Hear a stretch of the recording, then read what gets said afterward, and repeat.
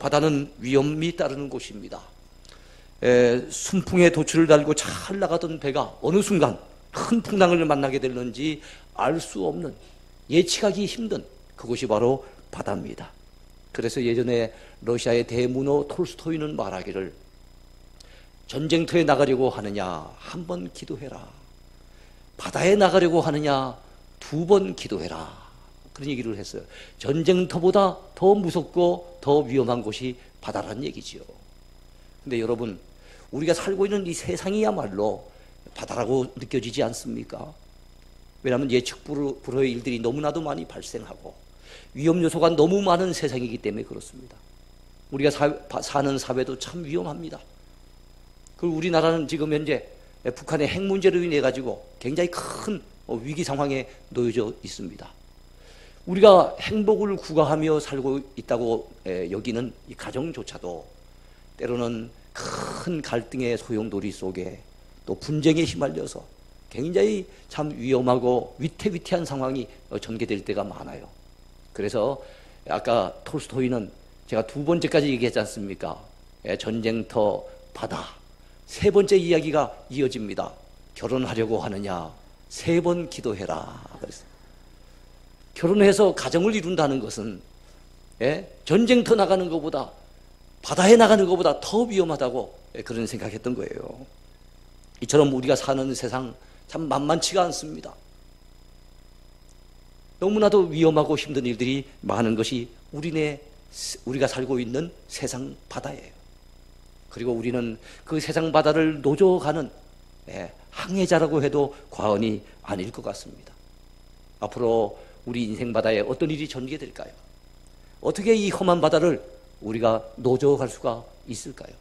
오늘 본문을 통해서 은혜를 받기 원하고, 특별히 여러분 풍랑을 만나고 큰 위험 요소를 당하고 큰 풍파를 만났을 때 그것이 꼭 손해만이 아닌 것은, 오늘 본문 조금 이따가 생각해 보겠습니다만은, 그런 위기의 때, 고난의 때, 어려운 상황 속에서 우리는 살아계신 하나님을 만날 수가 있는 겁니다. 하나님의 은혜를 깊이 경험할 수가 있는 거지요. 자, 오늘 두 가지 정도 제목을 생각해 보겠는데요. 첫 번째 제목입니다. 우리가 사는 세상 바다. 우리가 사는 세상 바다. 이미 말씀드렸던 것처럼 우리가 사는 세상은 거친 바다와도 같습니다. 험한 물결이 출렁거릴 때가 너무너무 많아요. 오늘 본문인 마태복음 14장에도 바다가 등장하는데, 바로 제자들이 만났던 위험한 바다, 바로 갈릴리 바다가 등장하고 있습니다. 그 바다 한가운데서 제자들은 큰 풍랑을 만나서 지금 어찌할 줄 몰라서 당황하는 모습이 오늘 본문에 읽혀지고 있습니다. 여러분, 우리네 인생은 바다 한가운데로 배를 타고 가는 선원과 같아서 우리네 인생길을 달리 표현한다면 항해길이라고 해도 과언이 아닐 것 같아요. 우리 인생길은 항해길인데, 그 항해길에 떠있는 두 배가 있다고 가정을 해봅시다. 그 두 배는 두 종류의 인생을 의미한다고 볼 수 있어요. 한 배는 자기가 가는 목적지가 뚜렷해요. 목적지가 있어서 그 목적지를 향해서 힘있게 달려갑니다. 그런 경우를 우리는 항해 중인 배다라고 얘기를 하죠. 그러나 한 배는 목적지가 없어요. 그래서 어디로 갈지 갈 바를 알지 못해요. 그래서 바람 부는 대로, 풍랑 치는 대로 이리 떠밀려가고 저리 떠밀려가는 이런 배가 있는데, 이런 배를 표류 중이라고 얘기를 합니다. 표류하는 배는 결국에는 파손당할 수밖에 없는 거예요. 오늘날 많은 사람들이 자기가 어디서 와서 무엇을 하다가 어디로 가는지 몰라요. 자기의 인생의 목적을 잃어버렸어요. 자기의 인생의 갈 바를 알지 못하고 헤매고 있습니다. 방황하고 있고 표류하고 있습니다. 그런데 여러분, 우리는 감사하게도 우리 기독신자들은 우리가 어디서 왔는 줄 압니다. 우리가 무엇하며 살아야 되는 줄을 압니다. 하나님이 가르쳐 주셨어요. 우리가 어디로 가는지도 압니다. 우리가 가는 최종 목적지 뚜렷합니다. 하나님이 계시는 영원한 나라, 저 영원한 천국, 그 천성이 바로 우리가 당도해야 될 목적지입니다. 자, 우리 인생 사노라면 뜻하지 않았던 힘든 고난을 만날 때가 많이 있습니다. 마치 바다 위에 순풍이 불어서 닻을 올리고 배를 띄웠는데 얼마 가지 아니해서 갑작스러운 폭풍이 몰아치는 것과 같습니다. 오늘 본문에 등장하는 예수님의 제자들 역시 갈릴리 바다에서 뜻하지 아니하는 풍랑을 만났어요. 그들이 배에 올라탈 때만 해도 그런 바람이 불지, 그런 풍랑을 만나게 될지 어떻게 알았겠습니까? 전혀 예측을 못했던 거죠. 예. 적어도 배가 출발할 때만 해도 아주 순풍이 순하게 불면서 너무나도 항해하기가 좋다고 생각을 하고 배에 올라타지 않았겠습니까? 그런데 본문 24절을 보십시오. 배가 이미 육지에서 소리나 떠나서 바람이 거스름으로 물결로 말미암아 고난을 당하더라 라고 기록하고 있습니다. 물결로 말미암아 고난을 당하더라. 여러분, 예수님의 제자들 뿐이겠습니까? 오늘날도 여러분 참 인생 살면서 힘든 일, 고난된 일을 만나는 분들이 많이 있습니다. 불황의 물결, 실패의 물결, 질병의 물결을 만나서 어찌할 바를 모르고 힘들어하는 분들이 많이 있어요. 부부 갈등의 물결, 자녀 문제의 물결, 가정 파탄의 물결을 만나서 그 풍랑 앞에 속수무책으로 당황하는 분들이 얼마나 많습니까? 이 세상을 살다 보면 나 혼자의 힘만으로 이 험한 바다, 이 험한 세상을 혼자서 헤쳐나간다는 건 불가능합니다. 그 파도와 더불어서 혼자와 씨름해서 이긴다는 거, 그건 불가능한 거예요. 그래서 우리는 주님을 의지해야 됩니다. 그래서 우리를 도와주실 그 하나님을 바라보아야 될 줄로 믿습니다. 인생길을 걸어가면서 어려움에 부딪히고 고난을 만나고 풍파를 당하는 것, 이것이 바로 어쩔 수 없는 우리 인생의 한계요, 부인할 수 없는 우리 인생의 현실입니다. 그렇지 않습니까? 바다에서 풍랑이 우리를 두렵게 하는 것처럼, 폭풍이 우리를 두렵게 하는 것처럼 바다 같은 세상 가운데 살아가다 보면 우리를 힘들게 하고 두렵게 만드는 요소들이 많이 있어요. 지금 이 예수님의 제자들은 지금 바다 한가운데서 풍랑을 만나서 두려움에 떨고 있는 겁니다. 사람들이 불안해하는 인간의 5대 두려움이 있습니다. 첫째는 실패에 대한 두려움입니다. 대학 진학에 실패하면 어찌할까? 돈을 많이 투자했는데 사업에 실패하면 어찌 될까? 결혼을 앞두고 있는데 결혼 생활에 실패하면 어찌 될까? 실패에 대한 두려움이 있어요. 둘째는 상실에 대한 두려움이 있습니다. 건강을 잃어버릴까봐, 재물을 잃어버릴까봐, 내 사랑하는 이들을 잃어버릴까봐 상실에 대한 두려움에 사람들은 떱니다. 셋째는 고독에 대한 두려움이 있습니다. 혼자 남겨지게 될까봐, 외톨이로 남게 될까봐 두려운 거예요. 넷째는 미지에 대한 두려움이 있습니다. 아직 다가오지 아니하는 미래, 그 미래가 불확실성의 미래이기 때문에 우리를 왠지 모르는 두려움으로 몰고 갑니다. 다섯째는 가장 큰 두려움이죠. 죽음 앞에 서면은, 죽음 앞에 떨지 않은 인생이 누가 있겠어요? 이럴 때 믿음이 없다고 한다면, 저 천국에 대한 분명한 소망이 없다고 한다면, 이 두려움에 대한 죽음에 대한 두려움을 어찌 이겨낼 수가 있겠습니까? 그러므로 여러분, 우리에게 믿음이 참 중요한 줄로 여러분 믿으시기 바라요. 두 번째 제목입니다. 우리 배에 찾아오시는 주님. 우리 배에 찾아오시는 주님. 우리가 세상 바다에서 큰 풍랑을 만나고 인생의 위기를 만났을 때, 그로 인하여 우리의 마음이 흔들리고 온갖 고난을 경험하게 될 때, 여러분 기억하세요. 이게 손해만은 아닙니다. 그 고난의 때, 그 풍랑 만나서 힘겨워지는 그때야말로 우리가 하나님을 만날 수 있는 절호의 기회가 되고 영적으로 큰 유익을 얻는 전화위복의 계기가 된다는 것을 믿으시기 바랍니다.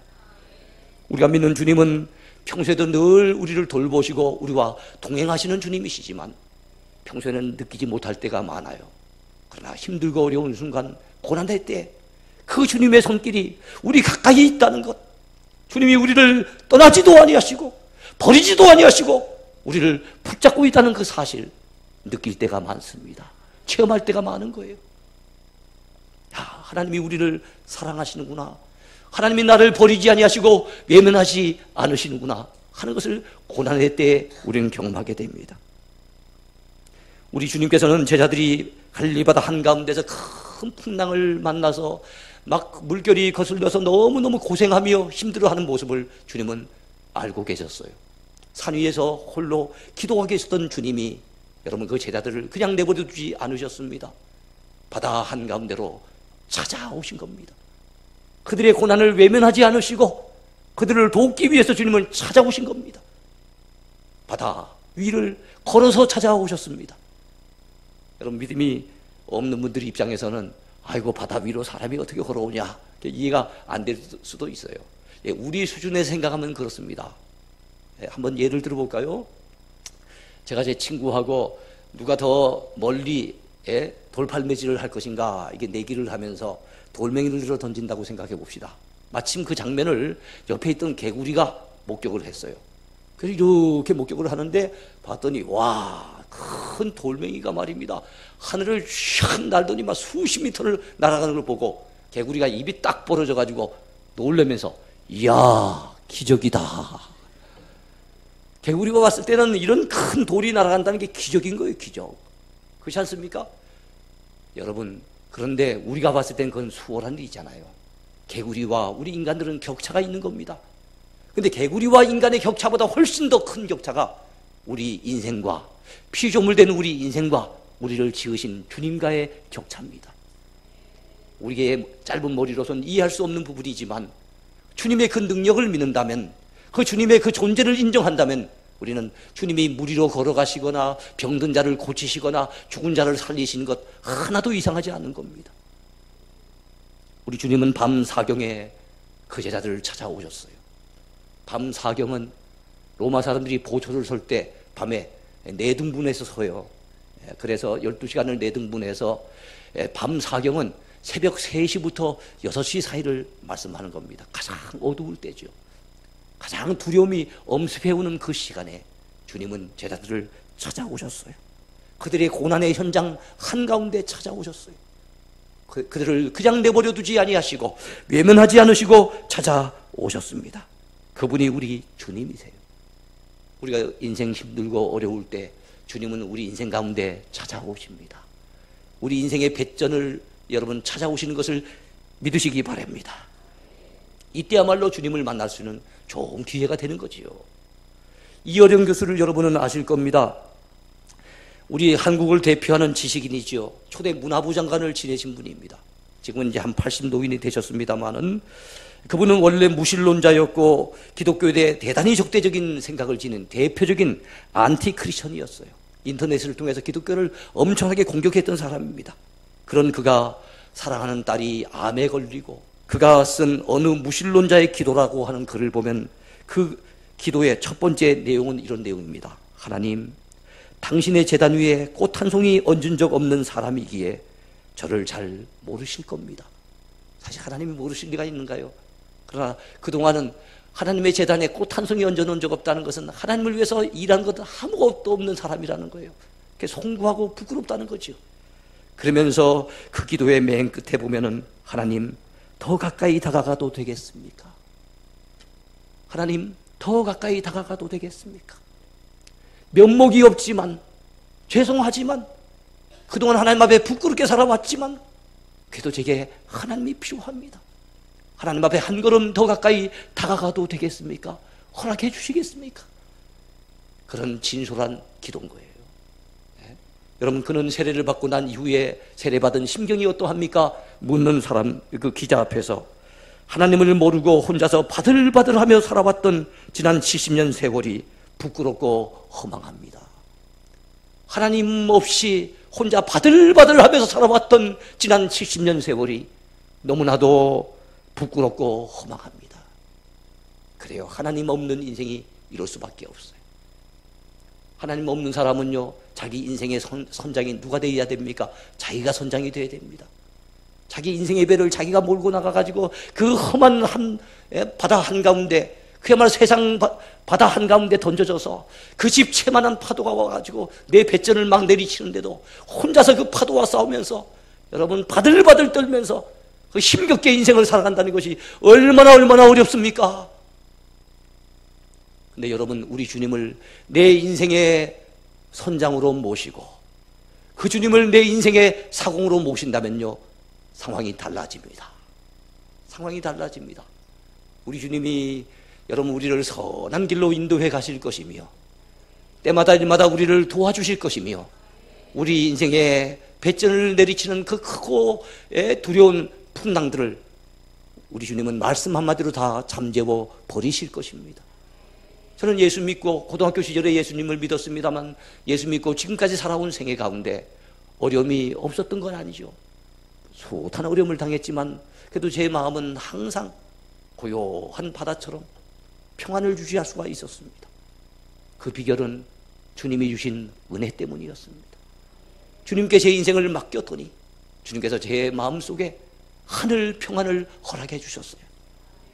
그래서 웬만한 상황 속에 흔들리지 아니하는 그런 마음을 주님이 주셨으니 얼마나 감사한지 몰라요. 여러분이 여러분의 인생의 배에 우리 주님을 사공으로 모실 수 있게 되기를 바랍니다. 선장으로 모실 수 있게 되기를 축원해 드립니다. 우리 주님께서는 바다 위로 걸어서 제자들을 찾아오셨지만은 제자들은 너무 놀라서 혼비백산하고 있는 상황이었기 때문에 찾아오신 주님을 주님으로 알아보지 못했어요. 그래서 유령인 줄로 알고 더욱더 놀라게 됩니다. 그래서 그런 말씀이 본문 26절에 나오죠. 제자들이 그가 바다 위로 걸어오심을 보고 놀라 유령이라 하며 무서워하며 소리 지르거늘 그렇게 말씀하고 있습니다. 그때 주님이 들려주시는 말씀이 있습니다. 모든 인생에게 필요한 말씀이죠. 안심하라. 나니 두려워하지 말라. 제자들 향해서 사랑스러운 음성으로 안심해라. 나다. 나야. 두려워하지 말아라. 내가 너희들에게로 왔으니 내가 너희들을 도와줄 것이니 무엇을 두려워할 이유가 있겠느냐. 주님은 그렇게 말씀하고 계시는 거예요. 여러분 그렇습니다. 주님이 우리 인생 가운데 오시면 우리는 두려워할 이유가 없습니다. 우리를 두렵게 하던 모든 것들은 다 사라지게 될 줄로 믿으시기 바랍니다. 세상에서 그동안 맛보지 못했던 참 평안을 맛보며 누리게 될 줄로 확실히 믿습니다. 주님께서 제자들의 배에 올라타셨어요. 올라타셨더니 어떻게 됐습니까? 바람이 고 그치고 풍랑이 잔잔해졌습니다. 주님이 배에 올라타시니까 그런 놀라운 변화가 일어났다는 거지요. 그렇습니다. 주님이 우리 인생의 배전에도 올라타시면 우리 인생은 달라집니다. 우리를 흔들어대던 많은 인생의 풍파들은 사라지게 될 줄로 믿습니다. 그동안 맛보지 못했던 참 평안을 누리게 될 줄로 믿습니다. 여러분 우리가 버스를 타고 가다가 버스가 흔들리면 손잡이를 잡을 수 있잖아요. 우리가 등산하다가 혹시 길이 미끄러져서 이렇게 몸이 흔들리게 된다면 우리가 나뭇가지라도 잡을 수 있잖아요.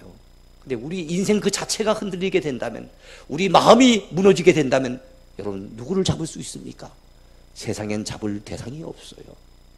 여러분 우리 주님밖에는 없는 줄로 믿으시기 바랍니다.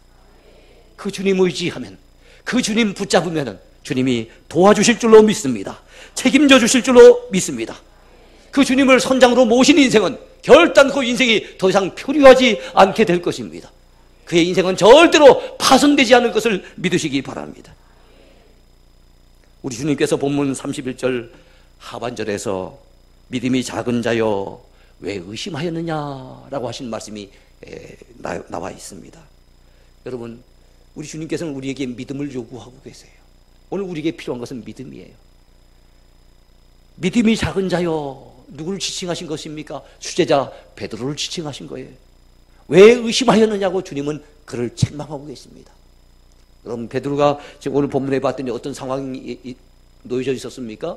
예수님께서 걸어오시는 장면을 보고 처음엔 유령인 줄 알았는데 주의 음성을 듣고 너무 기쁘고 너무 감격스러워서 주님에게 이렇게 소리 지릅니다. 그리고 간청합니다. 주여 주님이시거든 저로 하여금 무리로 걸어가게 하옵소서 그랬어요.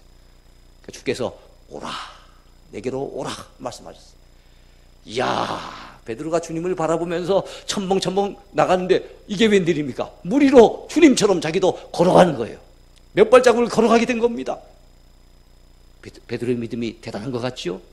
인류 역사상 바다 위로 걸어갔던 사람은 베드로밖에는 없습니다. 대단한 인물이죠. 보통 인물이 아닙니다. 근데 베드로가 여러분 몇 발짝 걷다가 그 순간 베드로의 마음속에 이런 생각이 들었습니다. 아니, 내가 지금 무슨 짓을 하고 있는 거지?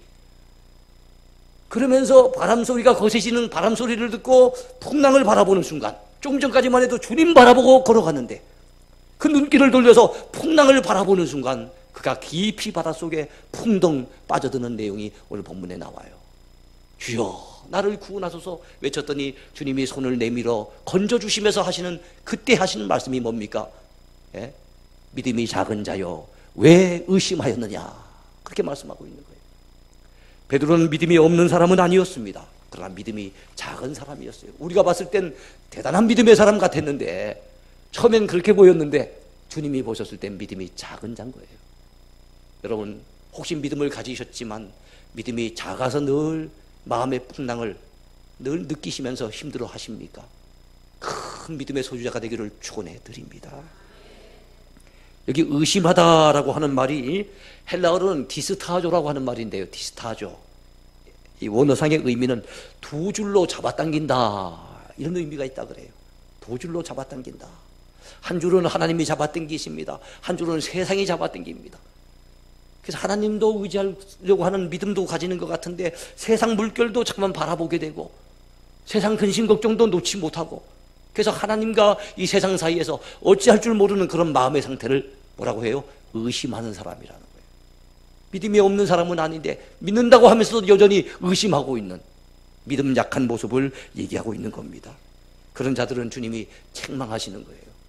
오늘 우리에게 필요한 것은 온전한 믿음입니다.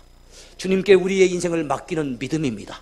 이 믿음이 우리 삶을 바꿔놓게 될 줄로 믿으시기 바랍니다. 이 믿음이 우리 삶 속에 일어나고 있는 크고 작은 풍랑을 잠재우게 될 줄로 믿으시기 바랍니다. 이제 말씀을 맺겠습니다. 오늘 읽었던 본문의 말씀 맨 끝에 33절에 봤더니 배에 있는 사람들이 다 주님 앞에 절을 하면서 뭐라고 고백합니까? 진실로 하나님의 아들이로소이다. 진실로 하나님의 아들이십니다. 주님을 향한 믿음의 고백이에요. 주님은 진실로 하나님의 아들이십니다. 그런 고백을 했어요. 여러분, 우리가 이 풍랑은 잊어도 좋습니다. 풍랑을 잠재우신 주님의 능력은 잠깐 잊어도 괜찮아요. 물 위로 걸어오신 주님의 모습은 잠깐 잊어도 괜찮습니다. 그러나 우리가 꼭 기억할 일이 있습니다. 바로 오늘 본문에 나와 있는 그 주님, 그 예수님은 하나님의 아들이라는 겁니다. 우리의 구주라는 겁니다. 참으로 우리를 구원하기 위해서 이 땅에 인간의 몸을 입고 오셨지만 그분은 신성을 가지신 전능하신 하나님의 아들이신 거예요. 그분에게 우리 인생을 맡기고 그분을 의지하고 믿음으로 살 때 여러분, 우리 인생의 항해는 이젠 달라지게 될 줄로 믿습니다. 여러분, 인생 더 이상 표류하지 마시고 여러분의 남은 생애를 멋있게 주님 믿고 믿음의 항해를 계속해 나갈 수 있게 되기를 축원해 드립니다. 축원해 드립니다.